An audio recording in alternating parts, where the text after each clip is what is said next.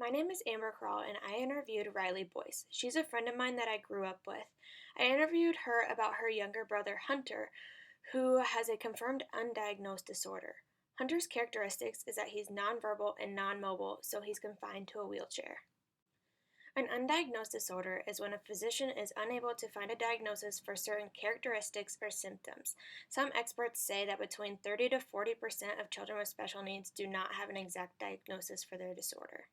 Hunter got the confirmation that he had an undiagnosed disorder when he was 5 years old because he wasn't crawling, he was nonverbal, and he wasn't mobile. Since he wasn't developing like normal children should be, his parents took him to the doctor.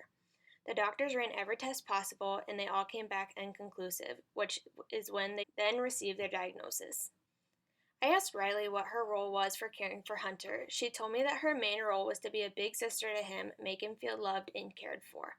When it comes to the physical side of caring for Hunter, she carries him around, he needs 24-hour supervision, he needs his diaper changed and bedding changed, and she dresses and feeds him. There are some challenges their family has.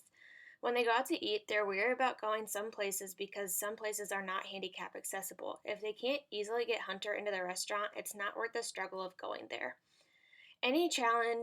Another challenge they have because of Hunter's disorder is that the payments for his medical care is a lot more expensive than it is for a normal child. Here's a quote Riley said during our interview. Me and my family wouldn't say it's a challenge having Hunter because we have just adjusted to the way he's living. He's a miracle and we all feel bad for him because he can't do what a typical child can do, but my parents give him a very good life and all the care that he needs. After talking about the role Riley plays in Hunter's life and some of the challenges their family faces, we talked about how her and her family communicate with Hunter. She explained to me that they're able to communicate Hunter, just not the same way that normal families communicate with their child. They talk to Hunter as you would talk to any other person, and they believe that he knows what they're saying because he responds with his body. Hunter uses actions to communicate. Riley explained that being around Hunter for so long and adjusting to his lifestyle, it makes it easier for them to understand what he was saying and communicate with him. After talking about the characteristics Hunter has, what he is diagnosed with, how they communicate, and any other information about Hunter, I asked Riley how her and her parents feel about Hunter's diagnosis. Riley explained to me that she is glad that he is in their family. She explained having Hunter as a brother has changed the way she looks at life and gives her a better perspective on things. She realized not to take things for granted that she is given in life.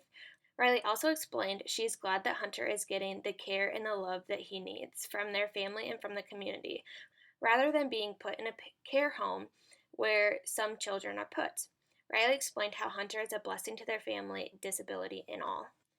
The overall takeaway I got from interviewing Riley about her brother is that thousands of people get a confirmed undiagnosed disorder every day. I understand more than I already did that just because an individual has a disorder, they aren't a burden to their family, they are a blessing. Having an individual with a disorder in your family doesn't cause challenges, it just gives the family something else to overcome and adapt to. Once your family is adapted to a certain way of living, everything else comes easy because it's part of your daily routine. Talking to Riley has opened my eyes and taught me that Hunter isn't much different than a regular child. They talk to him, interact with him, and he goes places that a normal child will go. Having a disorder is not a bad thing, it's just a small thing to overcome and for a family to adapt to.